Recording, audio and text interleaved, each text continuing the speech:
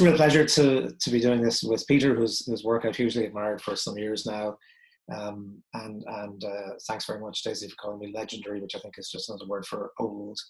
But the subject we're going to talk about over the next 5 minutes or so is of course the corruption of democracy by money. It's very striking when we think about democracy. We often go back to the origins of the word itself in ancient Athens, and people think about Athenian democracy as the forerunner of what we've got. There's a big difference, which is the council in Athens was not elected. It was chosen by ballot. A ballot means by a sort of random process of people, putting the equivalent of putting their name in a hat, and it's pulled out at random, and everybody has to put their name in the hat sometime. And there's a very good reason why the Greeks, the Athenians, said, no, we're not electing the council, because if you elected the council, rich people would be able to corrupt the process. And randomness is the only way to do it. And of course, they were able to do that because they had very small, elite, intimate communities where they were able to operate in that way. But with the development of modern democracy, that we have to do elections, but we're haunted by that exact same question that the Athenians had, which is like, if you're going to have elections, how do you stop the rich and powerful people from exerting undue influence on people in order to get them to vote the way they want? And of course, this is a question which has been there from the beginning of the development of democracy. One of the key reasons why the demands of working people, people who are looking for the right to vote, was always for the secret ballot. It wasn't just to be able to vote, it was to be able to vote in secret. Why? Because if it was open, somebody could exert an undue influence on you. They could intimidate you, or they could mock you, or they could do something else to make you vote the way they wanted. And in most of our Western democracies, we're not primarily concerned at the moment with direct intimidation, although we may be seeing some of that in voter suppression in the United States. But we are clearly seeing whole new ways of exerting undue influence through money. And Peter's written an absolutely brilliant book, I think, which illuminates how this process has happened and raises questions about what we might do about it. Peter, I suppose perhaps the best place to start is at the beginning. Not many great ideas for books start on a train somewhere outside Sunderland. So you might just explain to us how yours did. Yes, so this book really started remarkably, I think, 4 years ago, almost exactly, about 2 days before the Brexit referendum, back in June, the back end of June 2016. I was just a jobbing reporter, and I went to Sunderland to write about this vote to leave the European Union. Sunderland, a city of about 80,000 people, northeast of England, kind of seen as a bit of a Brexit heartland, really, and I wanted to find out what was going on. But just as I was leaving, I was getting on the metro, and I saw a free newspaper, and had a big advert on the front of it, and it said, like, "Take back control," which was the slogan of the Brexit campaign. But I was kind of interested in it, so I turned it over, and I noticed it had the logo of the Democratic Unionist Party and a little imprint that said "Paid for by the Democratic Unionist Party." And I was very curious about this, because the Democratic Unionist Party are a party from Northern Ireland, and what were they doing advertising on a train in Sunderland? And, I did that journalistic thing where I thought I was a bit curious. I sent a tweet, and I kind of put the newspaper in my bag and started furiously filing my copy for the next day's paper and didn't think too much about it. But over the coming months, I started going back to it. I was kind of itchy about it. I was like, why was this going on? Why was the Democratic Unionist Party paying for some big ad in Sunderland? And interestingly, another colleague of mine, Adam Ramsey at Open Democracy, he got in touch saying, I'm interested in the Brexit money that the DUP spent, because I was in Edinburgh just before the vote too, and I could see all these placards paid for by the DUP. So two of us started looking into it, and there's a loophole in Northern Irish electoral law, which means that if you give donations, they're secret. Because of the Troubles, the idea was you should try and protect the identity of donors. And the long and the short of it is we ended up publishing a series of articles, but it turned out the Democratic Unionist Party had received almost £500,000 from an anonymous donor for its Brexit campaign. This money was funneled through a thing called the Constitutional Research Council, which sounds really great. It sounds really grand. It sounds like the kind of thing you imagine as a big office in the middle of London. It really doesn't. It's one man called Richard Cook who lives in a pebble-dash, semi-detached house on the outskirts of Glasgow, and it has no legal standing whatsoever. It doesn't file accounts. It doesn't do anything like that. But it can give money to political causes because you don't have to actually constitute yourself to give money to political causes. And so we started looking into this. We found out that Mr. Cook had gone into business with a former head of Saudi secret intelligence, and a Danish man who had been involved in gun running. We found lots and lots of other kind of interesting and surprising things about this money. And that kind of started me asking this bigger question of, who pays for our politics and how is influence bought? If before the biggest vote, really, probably in modern British history, a party could spend almost £500,000 advertising at voters in a completely different place than they are, well, what else can be done? So the book kind of came out of that. 4 years later, I tried to answer some of those questions, but I'm sorry to say I still don't know who gave the Democratic Unionist Party all that money. So there's still lots of secrecy. If you know and are listening, please get in touch because I'm always very keen to find out. Obviously, the Brexit campaign and everything that happened around it is maybe one of the reasons why so many people became so conscious about this issue around dark money and around the uses of hitherto unknown ways of influencing votes. And one of the things I thought is very strong in the book is that you avoid the obvious temptation of saying, look, Brexit is only about the dark money. And if it wasn't for all of these shenanigans, Brexit would never have happened. And I think you would rightly say we just don't know the answer to that question. There's no way we can ever know that. But I think what's most striking is really not going back into that and trying to think, well, did it or did it not have a determinative effect on the vote? What's really striking is thinking about what version of Brexit do the people who are putting up the money want? And is that version the same version as voters were told they were going to get? How far have you got in terms of trying to answer that question, which I think is still very much a live one, because we still don't really know yet what the real version of Brexit that these people want is? I think that's very much a question I try and address in this, because the book kind of charts almost the history of Brexit as an idea, the history of Britain leaving the European Union, and connects it. I tried to connect it with what this kind of rising idea of the Anglosphere, this idea that Britain should leave the European Union and kind of find a new home with English-speaking countries and white English-speaking countries. And this kind of idea of bringing Britain closer to America and the money that went with that. Because, American politics for a long time has run on what is called dark money. It's run on anonymous political donations. It's run on huge amounts of lobbying. And very similar things were happening in Britain. But what's fascinating in some respects is the Brexit referendum was won by an unruly coalition, a bit like the Donald Trump victory that happened a few months later. It was a coalition of people with money who were very much in favour of deregulation, very much in favour of kind of unfettered capitalism, and a quite reactionary nationalism that wanted closed borders and wanted kind of the retrenchment of the nation state. And these two things have both, just like Donald Trump has struggled, I think, at times to keep these two camps simultaneously together. It's very much the same thing here in Britain. And remarkably, I think 4 years on, we're still not sure who's in the ascendant between those. We will find out more, I think, in the coming months. But what we have seen more and more in the interim period is the role of political money in Britain has changed since the Brexit referendum.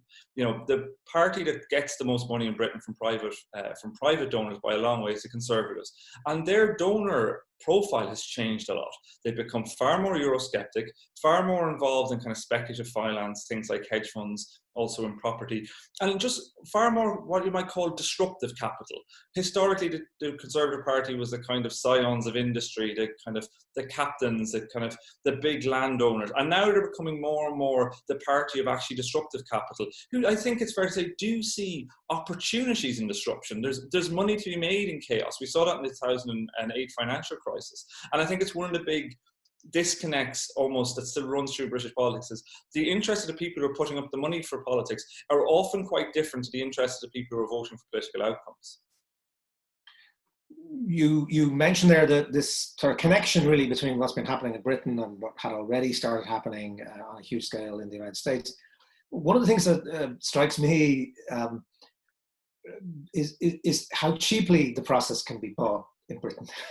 You know,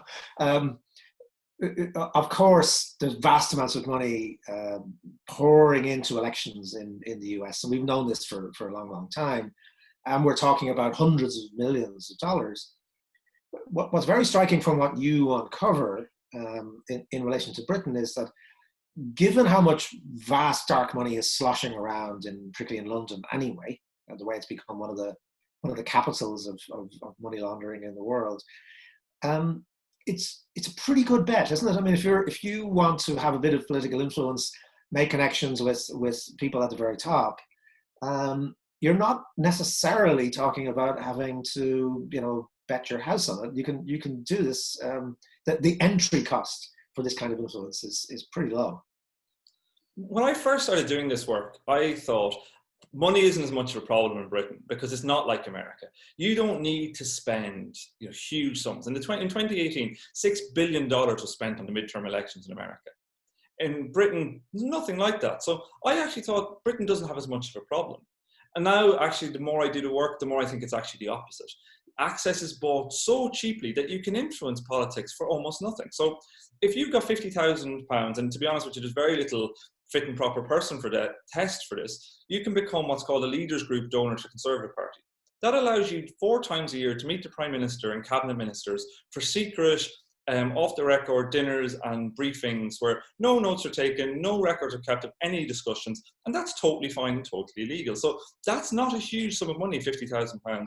Even less will get you all sorts of access. I spoke to politicians, some of who want to remain anonymous, who were just saying, like, a couple of £1,000 will get you a meeting with a cabinet minister. It's really, really cheap. And I think we're seeing that this summer. There's been a number of kind of money scandals in Britain around donors, Russian donors, but also property developers in Britain getting, preferential kind of planning decisions given to them, and donors subsequently given like £10,000, £12,000, really quite small amounts of money. But I think that actually shows how susceptible and corruptible the British political system is to this, because it means that you can buy access just incredibly cheaply, and there isn't the same culture of political donations as there is in America. And what's happening as well is that in some jurisdictions, the thresholds for reporting are actually way too high. They're quite substantial, which means actually so much is not done, is not recorded, that would actually be influential. So you don't have to really be transparent about all the donations that are going to political parties.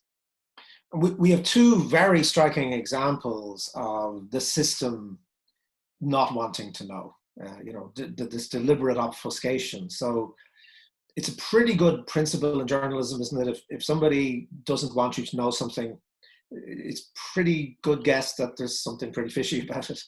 And if you take the DUP money, for example, there was an opportunity, because those laws you mentioned that political donations in Northern Ireland were not declared. That law was ultimately changed. They've had the peace process for a long time. It's now safe. And that could have been done retrospectively. And a very deliberate decision was made not to do so. You might just tell us a little bit about that. But also, we have this extraordinary example of the Russian interference report, which of course was delayed to coincide with your book, which I think was decent enough of them. But what comes out of that so strongly, of course, is this looking the other way. Let's not go there because it would be political. Defending democracy would be too political. Could you just talk about what the relationship between the 2 of those things might be in terms of the attitudes that allow this kind of secrecy to continue unchecked? I think it's fair to surmise the attitude within the kind of political class in Britain towards this is very St. Augustinian. Please give me pure transparency and a very clean politics, just not quite yet.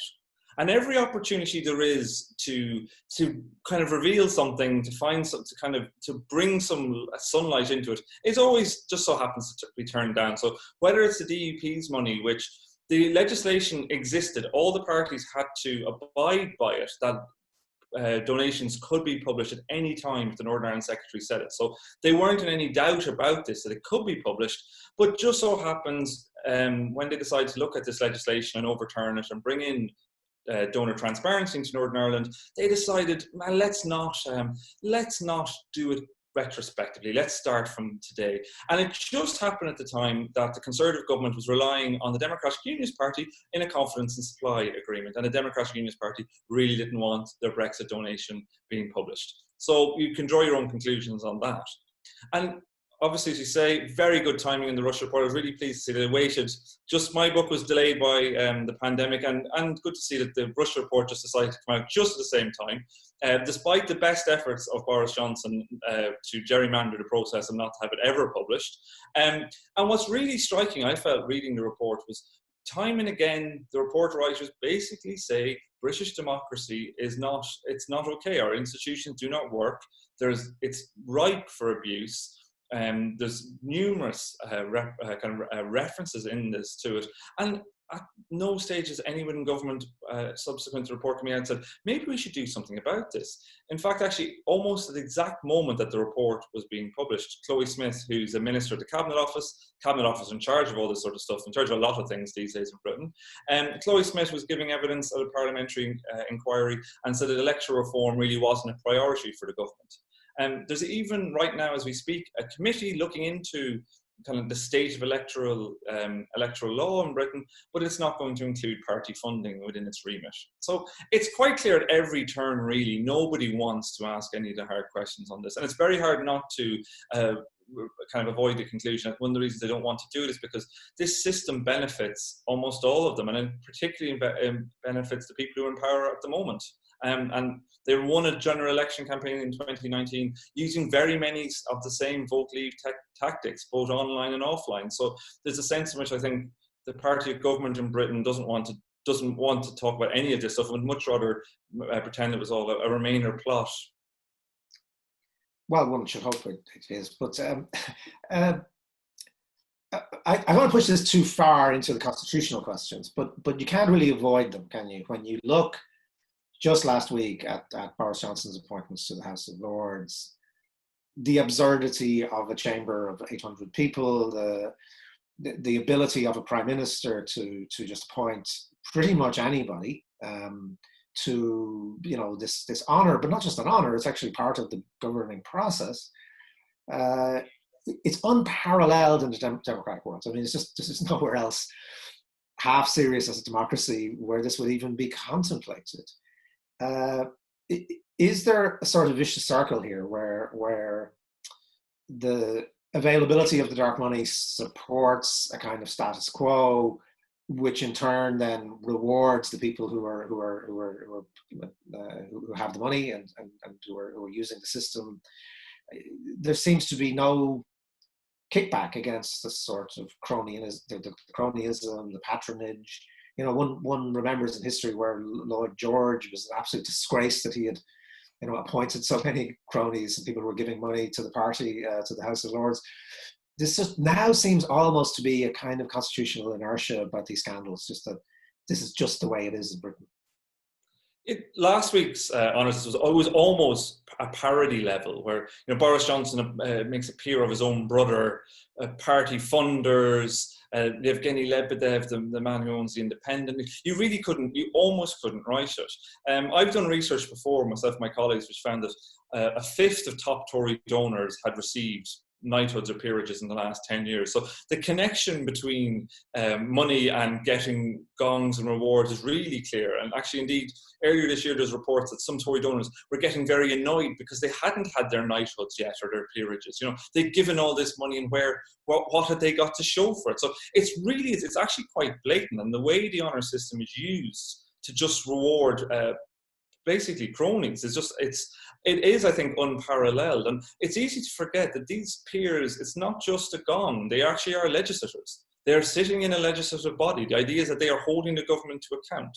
How much holding to government account is going to be done by someone who's given the party 2 or 3 million quid in a few years. There's also a really interesting thing you'll notice, that party donations from big donors tend to dry up quite a lot once they've got their peerages and knighthoods. So I can't fathom why. And it's become, though I think unfortunately Britain's starting to get to a place where it's almost unshockable with these things. It's so seeped into the way politics has been run, from Lloyd George all the way up to now. There's never been, I think it's about 100 years since the last person was actually convicted of something to do with electoral fraud and electoral malfeasance. The buying of honours is basically just accepted. And we had it during Tony Blair's time as well, that kind of cash for honours scandal. So this isn't just a conservative issue. This is an issue across the political spectrum. But every time there's been an opportunity for some sort of reform, it's always been turned away from.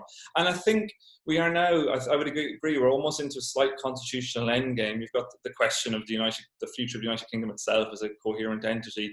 And just this sense in which the kind of constitutional inertia seems to feed off this vicious circle you described, Fintan, where money revolves around this, and political parties depend on that money to survive. Ergo, they will continue to do these things because that's where the money comes from. I want to talk a little bit about what might be done, but I just, for a moment, I thought it would be interesting just to talk about the context now of the American elections. I think there's a recognition that Trump's last play really is going to be online, is that online space, which of course is itself hugely susceptible to bought influence, and the same kind of a la carte attitude to the law. Where do you see this going? I mean, do you think there's a possibility that what happens in the American election could be some sort of a game changer for reform, assuming that Trump is beaten? Well, I do think it's quite interesting at the moment. We're seeing everyone getting very worked up about things that Donald Trump says about TikTok. We all tend to get the kind of shiny thing, but Donald Trump says something and everyone kind of gets really vexed about it. But for me, the things that are really concerning are things like the states are bringing in laws that postal votes can only be counted if they arrive on election day or before, not after. Which normally it's whenever you post it. If you post it by election day, then it's fine. Which is a very major issue in America because postal votes are a huge thing. A lot of people have postal votes. Donald Trump is going crazy about postal votes despite postal voting himself. And it's quite clear, I think, that we're seeing the electoral law, I think, could be a real touchstone in the coming months about what happens with the result. I think Donald Trump will heavily campaign online, but there's I'm really concerned that kind of American electoral law could be tested to the very end, which we kind of started to break a little bit in 1999 with the Bush-Gore contested election. And that could have gone a lot further if Al Gore hadn't kind of pulled back. But if Donald Trump was to really force this issue, it could be seismic. In the same way that if he is defeated, if electoral law actually is able to kind of withstand that kind of huge assault that you would imagine will come from Republican lawyers as well as the president, then you'd hope that there's a possibility for reform. The unfortunate thing in America is that every time there's been an opportunity for reform that's been taken, there's been so much pushback against it. For my book, I interviewed Russ Feingold, who was a Democratic senator who signed the famous act with the late John McCain, this kind of bipartisan act that really transformed American political funding in the early 2000s. It went a long way to taking dark money out of politics. What was the response? A lot of the dark money donors got together and ended up in the Supreme Court with a very famous judgment called Citizens United, and which basically said, it is my right to give as much money as I want anonymously into political campaigns. That's a constitutional right. And they won. And I think that's when there's always been so much pushback, especially in America, when it comes to anything that helps transparency and helps, I think, even up the kind of playing field against big money and and its ability to sway the election. So, just for the last couple of minutes, then, what can be done? I mean, how would you start in the United Kingdom, at least, to establish a system of transparency and a system that's robust enough to actually protect the right of citizens to vote without undue influence, which is really what we're talking about? I think the first place is really recognizing that there is a real problem. And I know we all feel it, but actually beyond the kind of people we talk to, I talk to anyway, you know, I'm not sure everyone realizes this is such a big problem. We don't really think and talk that much about money in politics, but we do realize, I think, that there's a problem with democracy and disenchantment. You know, there's a study, a big survey done by Cambridge University earlier this year that found a lot of disenchantment and dissatisfaction with democracy. And around the world, that was highest in two democracies, the United States and the United Kingdom. And I think two things that connect those are disproportionate electoral systems, one really first past the post electoral systems, and the role of money in politics. And I think, you know, in Britain, reform of both of those would go a long way to it. Parking the electoral reform issue, because that's not something that's going to happen anytime soon. When it comes to money in politics, there's actually quite a lot that can be done quite easily. For a start, we could have some legislation for online politics, because at the moment there's none. At the moment, basically, we have laws that are written for an analog age. So if you put a leaflet through my door as a politician, you have to have your logo, you have to tell me who paid for it. If you put that out on Facebook, you don't have to say anything. So we have that doesn't exist. There's quite simple things that you could do, like make a maximum donation from an individual, say £10,000 a year instead of unlimited. In France, it's €7,500, so it's kind of equivalent. That would help.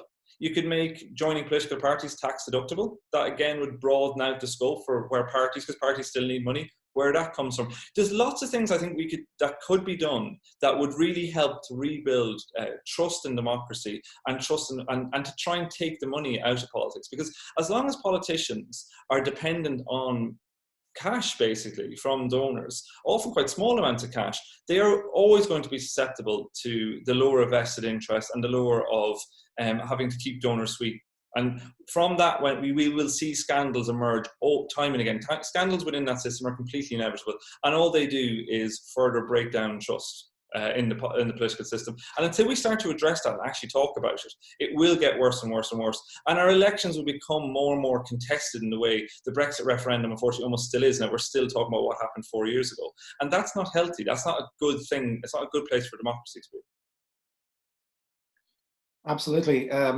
I think, you know, the note you ended on, that, you know, the need for just consciousness of it, talking about it, being aware of it, thinking about it, because I imagine it's one of those issues that when people actually get their heads around it all, the vast majority of people of different political persuasions actually feel pretty much the same thing, which is that if we live in a democracy, it's worth defending that democracy, and it's worth defending people's essential right to vote, and not have it polluted by all of these factors. It obviously doesn't suit a lot of people to have it spoken about, and that's why your book is so important and such a terrific book. It's exciting, it's readable, it's immediate, it's urgent, and it raises all these questions, I think, in a way that hopefully will begin a much larger conversation, which would make the book, I think, a really important contribution to the democracy that it talks about.